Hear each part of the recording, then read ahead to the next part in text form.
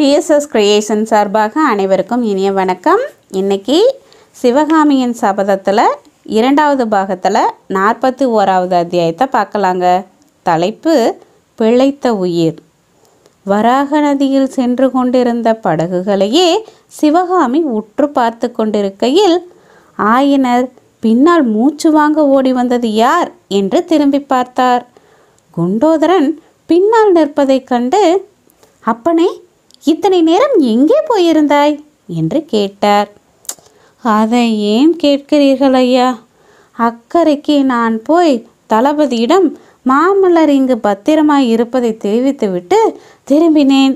தளபதியும் வீரர்களும் படகுகள் சம்பாதித்து கொண்டு வருவதற்குள்ளே நான் முன்னால் வந்துவிட வேண்டும் என்றுதான் விரைந்து வந்தேன். வந்து பார்த்தால் ஆற்றங்கரையில் நான் கட்டுவிட்டு போன பானை தெப்பத்தை காணோம். மாலை நேரத்து மங்கலான வெளிச்சத்தில் யாரோ ஒருவர் தெப்பத்தை செலுத்தி கொண்டு இந்த கரையண்டை வந்து கொண்டிருந்தது தெரிந்தது. மொட்டை தலையையும் காவி துணியையும் பார்த்தால் புத்த பிக்ஷு மாதிரி இருந்தது. நம்ம நாகநந்தி அடிகள் தானாக்கும் என்று கூப்பிட்டு பார்த்தேன். பிக்ஷு திரும்பி பார்க்கவே இல்லை. எனக்கு அசாத்திய கோபம் வந்துவிட்டது. உலகத்திலே உள்ள காவி துணி அணிந்த புத்த பிக்ஷுக்களை எல்லாம் வாயில் வந்தபடி உரத்த குரலில் திட்டினேன். என்னுடைய குரலை கேட்டு நதிக்கரையோடு வந்த 2 பேர் என்னிடம் வந்து, என்ன அப்பா சமாசாரம் என்று விசாரித்தார்கள். நான் விஷயத்தை சொன்னேன். நாகநந்தி பிக்ஷுவை தேடிக்கொண்டுதான் அவர்களும் வந்தார்கள் என்று தெரிந்தது. அப்புறம் நாங்கள் 3 பேருமாக மரக்கட்டைகளையும் கொடிகளையும் கொண்டு தெப்பம் கட்டி கொண்டு இக்கரைக்கு வந்து சேர்ந்தோம். உடனே அவசரமாக நமது மடத்துக்கு ஓடினேன். அதற்குள் மாமல்லர் புறப்பட்டு விட்டார் என்றும் நீங்களும் வழி அனுப்ப போயிருக்கிறீர்கள் என்றும் தெரிந்தது.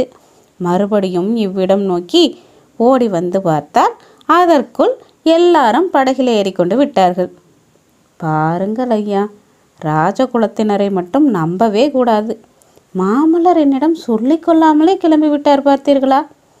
ஏதடா, 3 நாளாய் உயிருக்குயிரான சிநேகிதனைப் போல பழகினோமே என்ற ஞாபகம் கொஞ்சமாவது இருந்ததா? இவ்விதம் மூச்சு விடாமல் குண்டோதரன் பேசியது எல்லாம் ஒரு காதினால் கேட்டுக்கொண்டிருந்த சிவகாமி, ஆமாம் குண்டோதரா, ராஜகுலத்தவரை நம்பவே கூடாதுதான் என்றாள். ஆயனர், அதெல்லாம் இருக்கட்டும் குண்டோதரா, நாகநந்தி இந்த கிராமத்துக்கு வந்தார் என்றா சொல்கிறாய்? நான் பார்க்கவில்லையே. நாகபாம்பு அவ்வளவு சுலபமாக வெளியிலே தலை காட்டி விடுமா? புற்றிலே ஒளிந்து கொண்டிருக்கும் என்றான் குண்டோதரன். பெரியவர்களை பற்றி அப்படியெல்லாம் சொல்லாதே குண்டோதரா. நாகநந்தி பெரிய மகான். உண்மையில் அவரும் இந்த கிராமத்திலேயே தங்கிவிட்டால் எனக்கு வெகு சந்தோஷமாய் இருக்கும். பாறை கோயில்கள் அமைப்பது பற்றி அவர் நல்ல நல்ல யோசனைகள் கூறுவார் என்றார் ஆயனர். பிறகு, இன்னும் யாரோ 2 பேர் நாகநந்தியை தேடிக்கொண்டு வந்தார்கள் என்றாயே, அவர்கள் யார் என்று கேட்டார். குருநாதரே, அந்த மனிதர்கள் கூட சிற்பக்கலையிலே ரொம்ப பிரியமுள்ளவர்கள் போலிருக்கிறது. நம்முடைய பானை தெப்பம் பானையிலே மோதி உடைந்ததே, அதே இடத்தில்தான் நாங்களும் மரக்கட்டை தெப்பத்தில் வந்து இறங்கினோம். பாறைகளை பார்த்ததும் அந்த மனிதர்களில் ஒருவர் என்ன சொன்னார் தெரியுமா?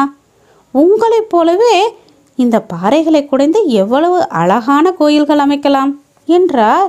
எனக்கு அதிசயமாக இருந்தது. என் குருவும் அப்படித்தான் சொன்னார் என்றேன். யார் உன் குரு என்று அந்த மனிதர் கேட்டார். உங்கள் பெயரை சொன்னதும் அவர் மிகவும் ஆச்சரியப்பட்டார். உங்களை கூட அவருக்கு தெரியும் போலிருக்கிறதே குருவே. அப்படி யார் என்னை தெரிந்தவர்? பாறைகளை பார்த்ததும் கோயில் ஞாபகம் வரக்கூடியவர் நான் அறிந்த வகையில் ஒரே ஒருவர் உண்டு. ஆனால் அவர் இங்கே வருவதற்கு நியாயமில்லையே. வேறு யாராயிருக்கும் என்றார் ஆயனர். அவர்கள் இந்த ஆற்றங்கரை ஓரத்திலே தான் எங்கேயே படுத்து தூங்கி கொண்டிருக்கிறார்கள். நான் தேடி பிடித்து அழைத்து கொண்டு வருகிறேன். நீங்கள் முன்னால் போங்கள் குருவே என்றான் குண்டோதரன். இதற்குள் படகுகள் வராக நதியில் பாதிக்கு மேல் கடந்து சென்று விட்டபடியால் மண்டபப்பட்டு வாசிகள் ஒருவருக்கொருவர் திரும்பி போகலாமா என்று கேட்டுக்கொண்டு கிராமத்தை நோக்கி கிளம்ப தயாரானார்கள். அவர்களுடன் ஆயனரும் சிவகாமியும் புறப்பட்டு சென்றார்கள். போகும்போது அந்த கிராமவாசிகள் மாமல்லரின் அரிய குணங்களை பற்றியும் பரஞ்சோதிக்கும் அவருக்கும் உள்ள சிநேகத்தை பற்றியும் பாராட்டி பேசிக்கொண்டு போனது சிவகாமியின் காதில் விழுந்து கொண்டிருந்தது. மாமல்லரின் பிரிவினால் வறண்டு உலர்ந்து போன அவள் உள்ளத்தில் அந்த வார்த்தைகள் இன்ப மலைத்துளிகளைப் போல் விழுந்தன. ஆயனர் முதலியவர்களை பிரிந்து நதிக்கரையோடு சென்ற குண்டோதரன் நிலா வெளிச்சத்தில் அங்கும் இங்கும் பார்த்து கொண்டே சென்றான். பாறைகள் நிறைந்த இடத்தை அணுகிய போது இன்னும் சர்வ ஜாக்கிரதையாக முன்னும் பின்னும் பார்த்து கொண்டு சென்றான். சட்டென்று பாறை மறைவிலிருந்து இருவர் வெளிப்பட்டதும் ஒரு கணம் திகைத்துவிட்டு அவர்கள் இன்னார்தான் என்று தெரிந்து கொண்டதும் எதிரில் வணக்கத்துடன் நின்றான். குண்டோதரா, நல்ல காரியம் செய்தாய். எங்களை இப்படி காக்க வைத்துவிட்டு போய்விட்டாயே. நீ உயிரோடு இருக்கிறாயா அல்லது யமலோகத்துக்கே போய்விட்டாயா என்றே எங்களுக்கு சந்தேகம் வந்துவிட்டது என்றார் ஒற்றர் தலைவர் சத்ருக்னன். எஜமானனே, உங்கள் புண்ணியத்தினால் உயிர் பிழைத்தேன். கொஞ்சம் அஜாக்கிரதையாக இருந்திருந்தால் நிஜமாகவே யமலோகத்துக்கு போயிருப்பேன். தோ இந்த கூரிய கத்தி என் நெஞ்சிலே பதிந்திருக்கும் என்று குண்டோதரன் கூறி நாக வடிவமாக பிடி அமைந்திருந்த ஒரு அபூர்வமான சிறு கத்தியை எடுத்து நீட்டினான். இதோட 41வது அத்தியாயம் முடிஞ்சிருச்சுங்க. இனி அடுத்தடுத்த அத்தியாயங்களில் சந்திக்கலாம். நன்றி.